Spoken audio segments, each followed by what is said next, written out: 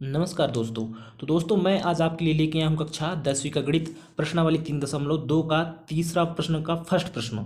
तो दोस्तों यहाँ पे प्रश्न क्या है, अनुपातों A1/A2 B1/B2 और C1/C2 की तुलना कर ज्ञात कीजिए कि निम्न रैखिक समीकरणों के युग्म संगत है या असंगत है। तो दोस्तों ये है हमारा प्रश्न। अगर जब रेखाएं प्रतिच्छेद करेंगी तब क्या होगा, संगत होगा। अर्थात A1/A2 बराबर नहीं है B1/B2। इस स्थिति में रेखाएं प्रतिच्छेद करती हैं और जो समीकरण युग्म होते हैं वो क्या होते हैं, संगत होते हैं। ठीक है, मैं पहले से ही बता दे रहा हूँ ताकि हमें जानकारी रहे। और संपाती में संगत होते हैं। तो संपाती का स्थिति क्या होता है, रेखाएं संपाती कब होती हैं, A1/A2 बराबर है B1/B2 बराबर है C1/C2। इस स्थिति में रेखाएं क्या होती हैं, संपाती होती हैं। इस प्रकार ये रेखाओं को हम संपाती रेखा कहते हैं। और प्रतिच्छेद रेखा यानी एक दूसरे को इस प्रकार से क्या करना चाहिए, प्रतिच्छेद करना चाहिए, काटना चाहिए। तो प्रतिच्छेदी ये कहला गया, ये वाला रेखा, और ये संपाती रेखा। इस स्थिति में क्या होते हैं, रैखिक समीकरण युग्म जो होते हैं संगत होते हैं। ठीक है, संगत होते हैं। और असंगत कब होती है, तो फ्रेंड असंगत कब होती है, जब ये स्थिति हो, जब रेखाएं समांतर हो। तो रेखाएं समांतर इस स्थिति में होती है, A1/A2 बराबर है B1/B2 बराबर नहीं है C1/C2। इस स्थिति में रेखाएं क्या होती हैं, समांतर होती हैं। रेखाएं इस प्रकार होती हैं, ये समांतर होती हैं। तब क्या होता है, रैखिक समीकरण युग्म जो है असंगत होते हैं। इस स्थिति में रेखाएं समांतर होती हैं। इस प्रकार की रेखा को हम समांतर कहते हैं। और रैखिक समीकरण युग्म जो है असंगत होती हैं समांतर रेखा में, इस स्थिति में। और रेखाएं जब प्रतिच्छेद करती हैं, यानी A1/A2 बराबर नहीं है B1/B2, मैं जो कि पहले बता दिया हूं। उम्मीद कर रहा हूं कि आप लोगों को यहां समझ में आ गया होगा। तो चलिए फ्रेंड्स, अब हम सवाल को हल करते हैं और ज्ञात करते हैं कि क्या यह समीकरण संगत है या असंगत है। तो फ्रेंड्स सबसे पहले मैं इस समीकरण को लिख लेता हूं। समीकरण क्या है, 3x धन 2y बराबर 5। ये बन गया आपका समीकरण नंबर 1। और यहाँ पे है 2x ऋण 3y बराबर 7। ये बन गया आपका समीकरण नंबर 2। फ्रेंड्स ये समीकरण 1 और समीकरण 2 को अब हम व्यापक समीकरण से तुलना करेंगे। तो मैं यहाँ पे व्यापक समीकरण लिख लेता हूँ पहले।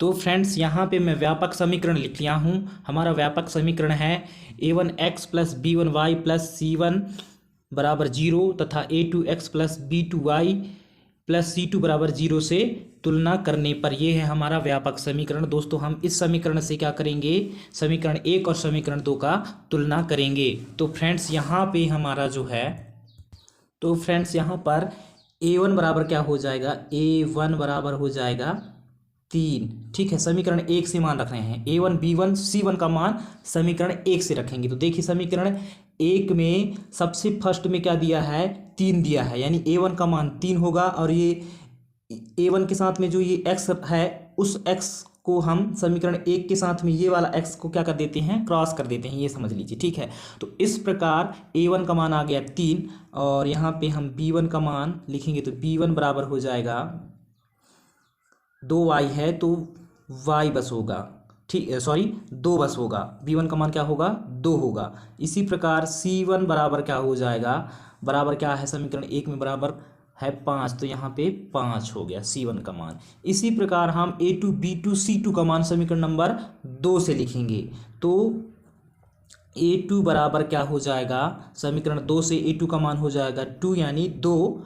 और B2 का मान समीकरण 2 से लिखेंगे तो ऋण 3y है, तो बराबर ऋण 3 हो जाएगा, y नहीं लिखेंगे। ठीक है, उसके बाद C2 बराबर क्या हो जाएगा, बराबर है ये, बराबर क्या है, समीकरण 2 में बराबर के बाद क्या है, 7 है, तो C2 का मान हो जाएगा 7। तो फ्रेंड्स इस प्रकार हम व्यापक समीकरण से तुलना कर लिए हैं, समीकरण 1 और समीकरण 2 का। ठीक है, अब जो है फ्रेंड्स यहाँ पे आप देख सकते हैं A1/A2 बराबर नहीं है B1/B2, यानी यहाँ पे A1/A2, A1 का मान क्या है यहाँ पे लिख दे रहा हूँ या करके, इसका मान रख रहा हूँ। A1 का मान क्या है, A1 का मान है 3/A2 का मान क्या है 2 है, तो 2 बराबर नहीं है B1/B2, तो B1 का मान कितना है 2 है,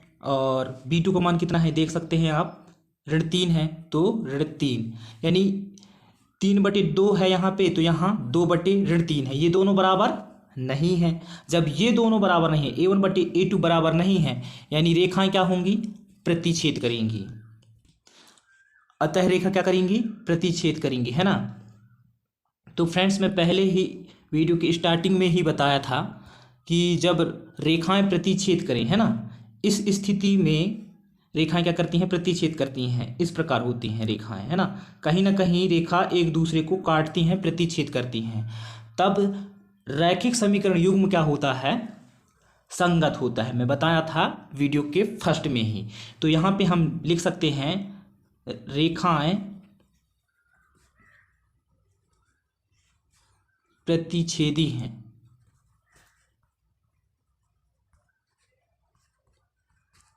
रेखाएं प्रतिच्छेदी हैं, अतः रैखिक समीकरण युग्म, रैखिक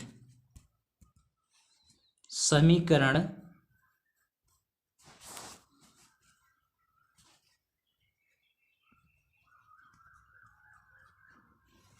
युग्म क्या होंगी, संगत होंगी, संगत हैं। फ्रेंड्स उम्मीद कर रहा हूं कि आप लोगों को यह सवाल जो है समझ में आया होगा, क्योंकि मैं स्टार्टिंग में ही बताया था कि रेखाएं जब प्रतिच्छेद करती हैं, यानी इस स्थिति में A1/A2 बराबर नहीं है B1/B2, तो रेखाएं क्या होती हैं, प्रतिच्छेदी होती हैं, प्रतिच्छेद करती हैं। जब रेखाएं प्रतिच्छेद करती हैं तो रैखिक समीकरण युग्म जो क्या होते हैं, संगत होते हैं। और संगत कब होते हैं, जब रेखाएं संपाती होती हैं तब होती हैं।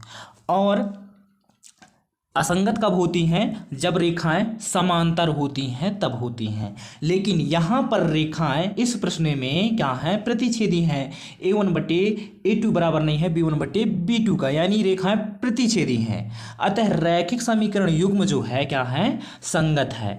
थैंक यू सो मच दोस्तों। आप कमेंट्स करके ज़रूर बताएं कि आपको यह सवाल कैसा समझ में आया है या नहीं आया है। और हाँ, आप लोगों से एक छोटी सी रिक्वेस्ट है कि अगर आप चैनल पे नए हो और चैनल को सब्सक्राइब नहीं किए हो तो प्लीज़ चैनल को सब्सक्राइब कर लीजिए, सपोर्ट कीजिए। Thank you so much. क्योंकि आप में से बहुत से लोग मेरे वीडियो तो देखते हो लेकिन आप चैनल को सब्सक्राइब नहीं किए हो, इसलिए प्लीज़ आप चैनल को सब्सक्राइब जरूर करें। Thank you so much. मिलते हैं नेक्स्ट वीडियो में। आपका दिन शुभ हो।